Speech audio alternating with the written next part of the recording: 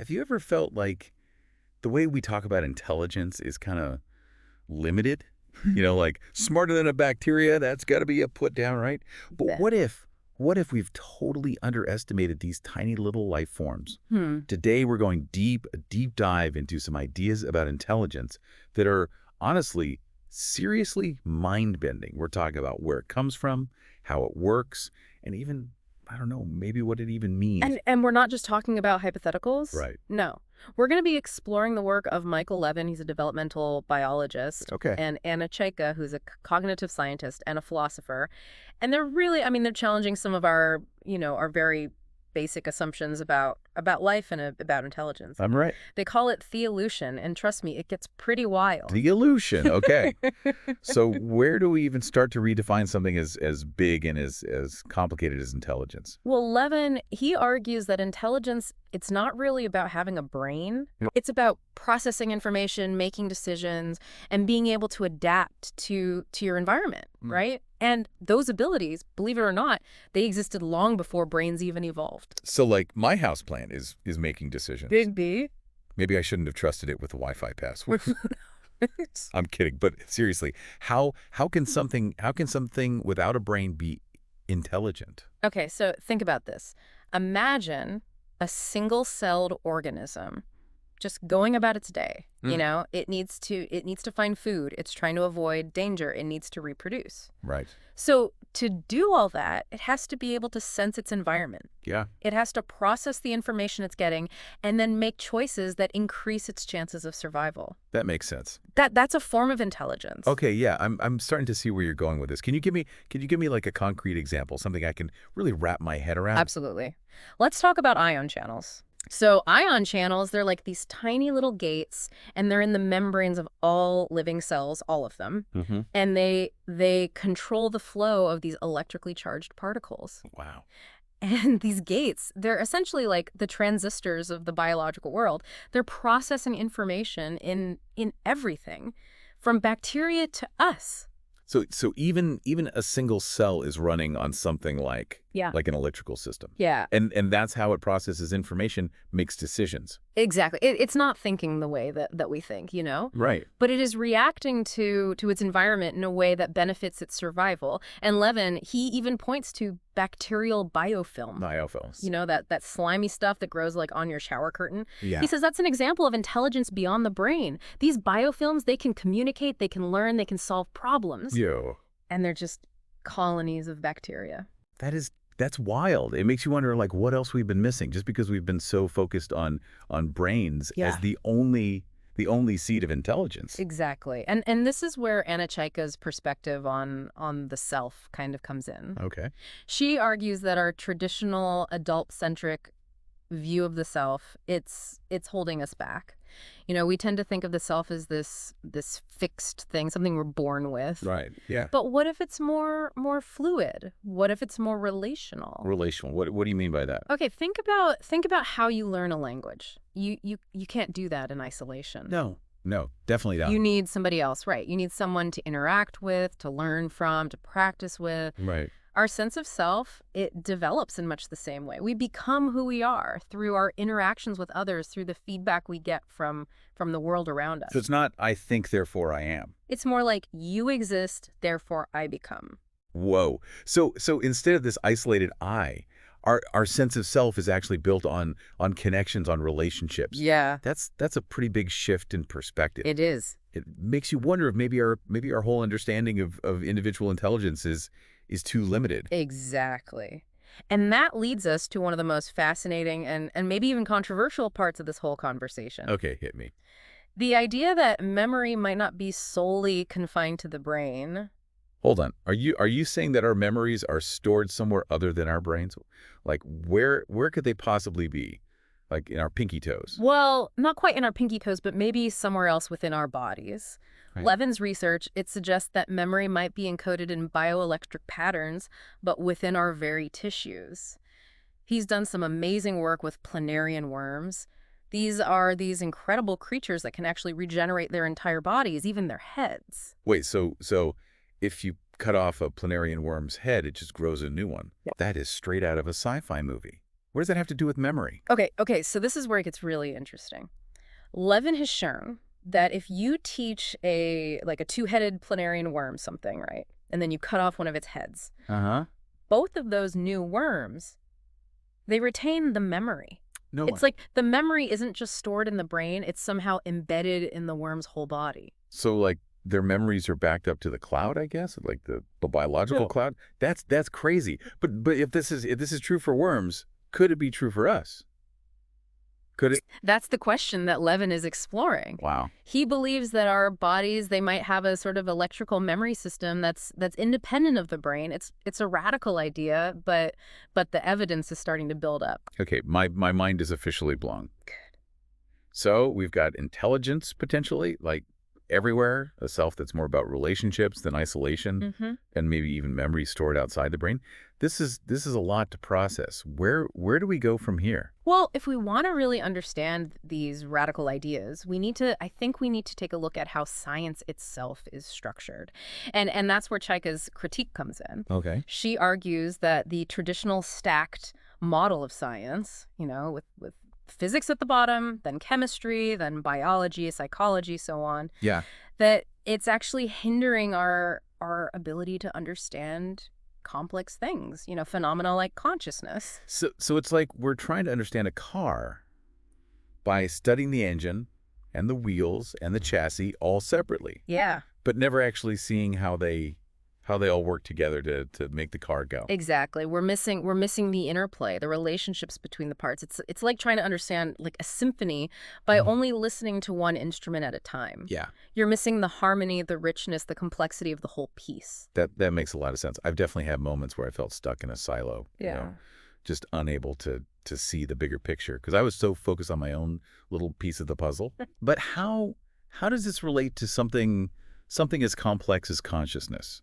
Well, think about how we typically study consciousness. We focus on brain activity, on neural networks, neurochemicals. But what if consciousness isn't just a product of the brain?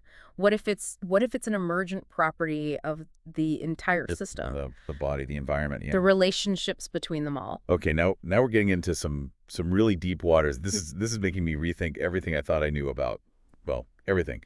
But we've covered a lot of ground in this first part of our deep dive. Yeah. Maybe our listeners need a moment to catch their breath and process all this before we go any further. Good point. Yeah. We've only just scratched the surface of this fascinating conversation. Make sure to join us for part 2, where we'll delve even deeper into the implications of these radical ideas. You won't want to miss it. We'll be right back to continue our exploration of Theololution and all the mind-blowing possibilities that it unlocks. Welcome back. So last time, we were talking about how science might need a serious upgrade to understand these interconnected views of life and intelligence.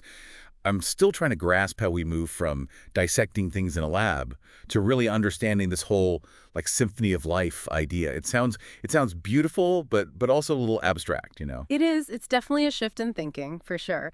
One key takeaway, I think, from Levin and Chaika's conversation is that we need to move beyond what's called reductionism. Reductionist. Yeah, that's the idea that we can understand these complex systems just by breaking them down into their tiniest parts. Okay, so instead of taking things apart, we need a different approach. We need what's called a systems thinking approach. Systems thinking. Yeah, it's about understanding how all those individual parts interact and how they create something that's larger than themselves. Okay, systems thinking. Can you give me an example that's not, too scientific sounding? Sure. So imagine you're trying to understand a city. Okay. You could study all the individual buildings, their architecture, the materials, their purpose. Right. But that wouldn't really tell you how the city functions. Right. The traffic flow, the communication networks, the interactions between all the people. Right. All this the system. Yeah, those are all like emergent properties. They arise from all those complex relationships between the individual parts.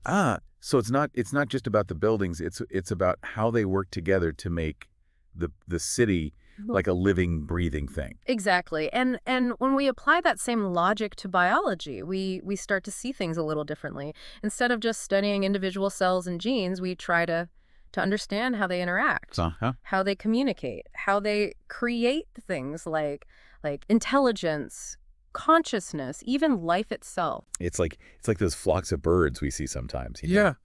Moving in these incredible like synchronized patterns. There's no single bird that's the leader, but somehow this complex, this beautiful dance, it it emerges from their collective behavior. That's a great analogy. Yeah. And it really highlights another important point. We can't fully understand these emergent properties just by studying the individual components. Yeah. We need new tools, new ways of thinking to study complexity itself. So it's not just what we're studying, it's how we're studying it. Yeah. We need new lenses to even see these complex systems in action. Exactly. And this is where things get really, really exciting because it opens up this whole new frontier of scientific exploration. Yeah. Think about all the incredible tools that we've developed to study individual cells and genes. Right. Microscopes, DNA sequencers, all of that.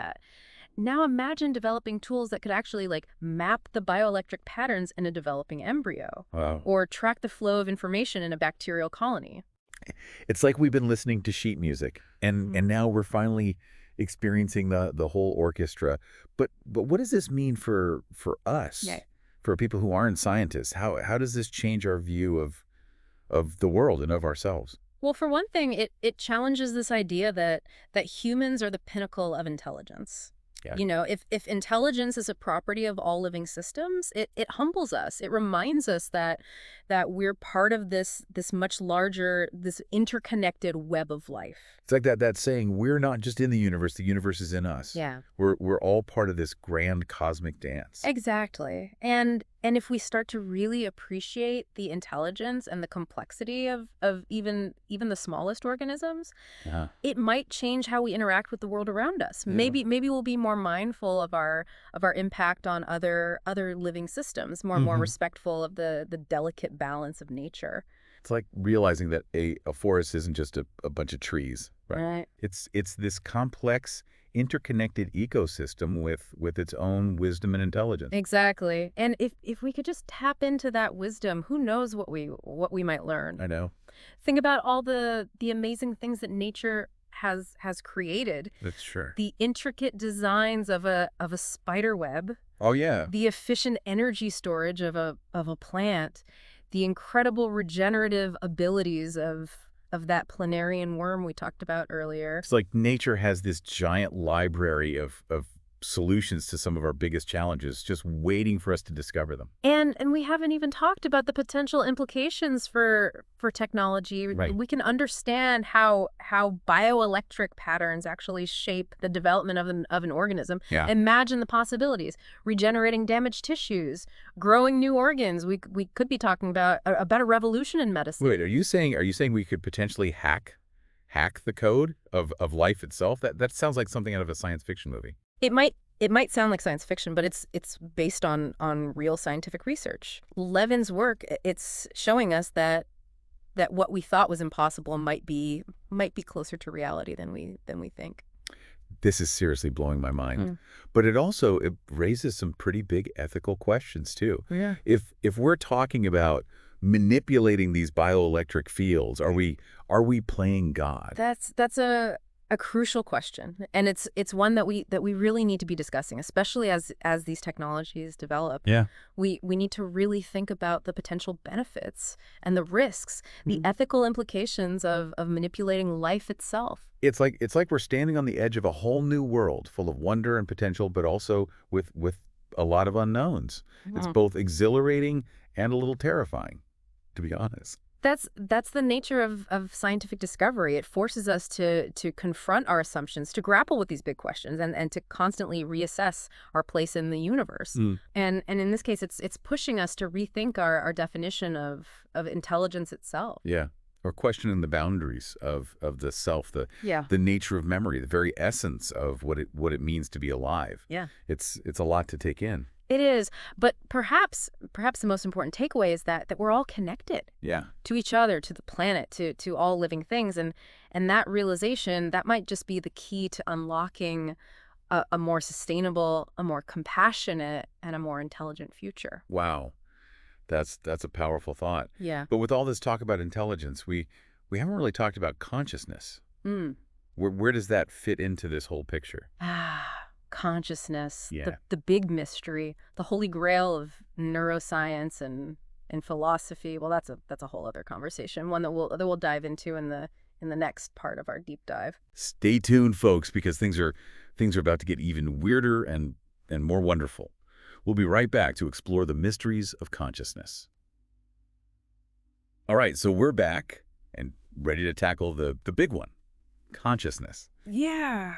We've been on this incredible journey exploring this idea that intelligence might be, way more widespread than we ever imagined. But where does consciousness fit into all of this? Is it something special, something unique to humans?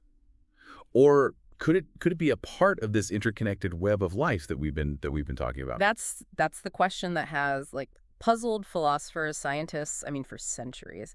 Even with all the paradigm shifts that we've been discussing, consciousness, it remains one of the biggest mysteries in science. Yeah. And I have a feeling Levin and Chaika, they're not going to shy away from this challenge. Yeah. What are their thoughts on this slippery subject?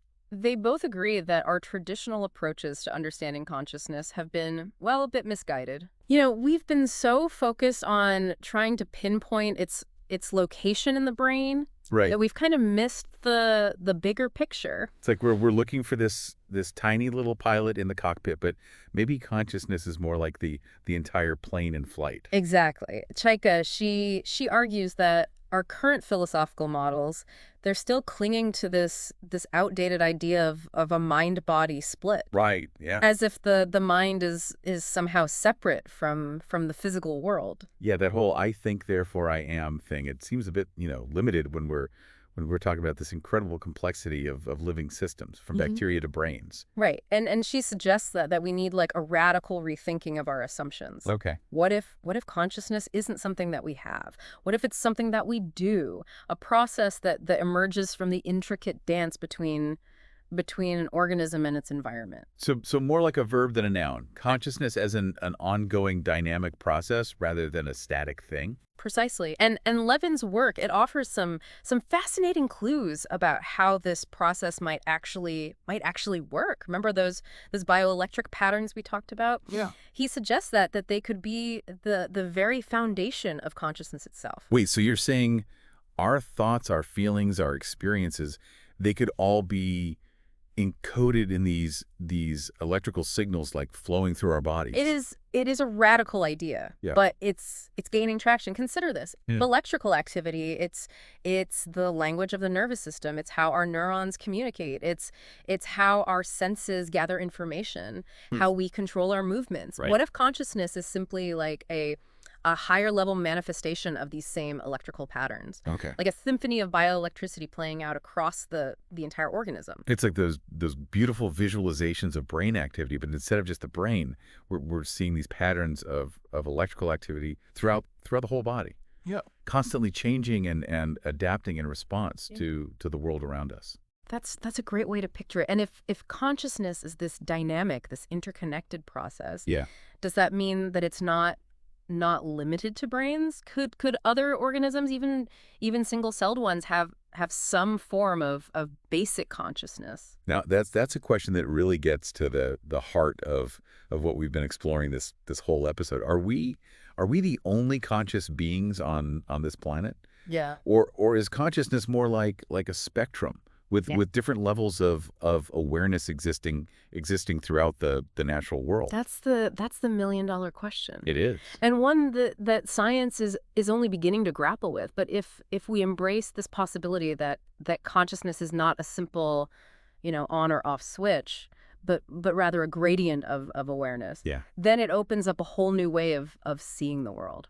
Yeah. Instead of a hierarchy with humans at the top, we're talking about this diverse web of experiences with every organism sensing and interacting with its world in its own unique way. Exactly. And who knows, there may be forms of consciousness out there that we can't even begin to imagine, operating on principles that we haven't even discovered yet. That's both humbling and incredibly exciting. It is. It makes you realize how much we still don't know, how much there is left to explore. But before we drift off into the vast unknown, let's bring it back to our listeners for a second. Okay. What does all of this mean for us, here and now? On a personal level, I think it It invites us to rethink our relationship with ourselves, with other living beings, and with the world around us. If consciousness is not limited to the brain, Yeah. but is a property of the entire organism, it suggests a